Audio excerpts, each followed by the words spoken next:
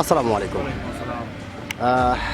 ভাইজান, আপনি অনুমতি দিলে আপনার সঙ্গে একটু কথা বলতাম। হ্যাঁ বলেন। অসংখ্য ধন্যবাদ ভাইজান আপনাকে কথা বলার সুযোগ করে দেওয়ার জন্য। তো ভাইজান, সর্বপ্রথমে জানতে চাচ্ছি আপনি কেমন আছেন?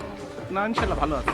যাক, আলহামদুলিল্লাহ যে আল্লাহ আপনাকে ভালো রেখেছে। তো ভাইজান, আপনার নামটা জানতে পারি? নাম মোহাম্মদ রেজওয়ানুল হক hero. Mohammad Rezaul Haque hero. Hero, সুন্দর একটি নাম আপনার, অত্যন্ত চমৎকার একটি নাম আপনার। এবং আপনার নাম শুনে এবং মোটামুটি আপনাকে সামনাসামনি দেখে যেটা বোঝা যাচ্ছে, আপনি অত্যন্ত একজন সাহসী মানুষ। এটা কিন্তু ভাইজান আপনাকে দেখেই বোঝা যাচ্ছে। তো ভাইজান, যেহেতু আপনি বাংলাদেশের একজন সচেতন নাগরিক এবং বাংলাদেশের একজন সাহসী মানুষ, সেক্ষেত্রে এই বিষয়টি আপনার কাছ থেকে জানতে চাচ্ছি যে আমাদের বাংলাদেশ স্বাধীন হবার পর থেকে রাজনৈতিক বক্তব্যের মঞ্চ থেকে শুরু করে নিয়ে, ওয়াজ মাহফিল থেকে শুরু করে নিয়ে, যে যেখান থেকে পেরেছে বাংলাদেশকে ভালোবেসে বক্তব্য অথবা বাংলাদেশের অধিকার নিয়ে কথা বলেছে, আমরা দেখেছি সেই সমস্ত মানুষগুলিকে অকালে মৃত্যুবরণ করতে হয়েছে।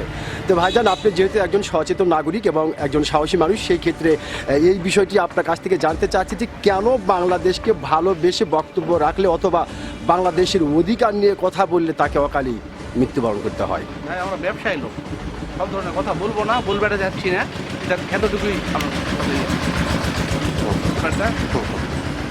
মানে কোনো দল কিংবা কারণে আলোচনা করবে যাচ্ছি না। আমরা ব্যবসায়ী লোক, বাজারে ব্যবসা বাণিজ্য করে খাই, এই সব প্রসঙ্গে দেখা যাচ্ছে। ওকে ওকে, তার মানে আপনি এই বিষয়গুলো নিয়ে আসলে কথা বলতে চাচ্ছেন না। অসংখ্য ধন্যবাদ আপনাকে। যাই হোক, আপনি কিন্তু সুন্দরী একটা আপনার ডিসিশন নিয়েছেন যে আসলে সব ধরনের কথা সব জায়গায় বলা যায় না। ধন্যবাদ।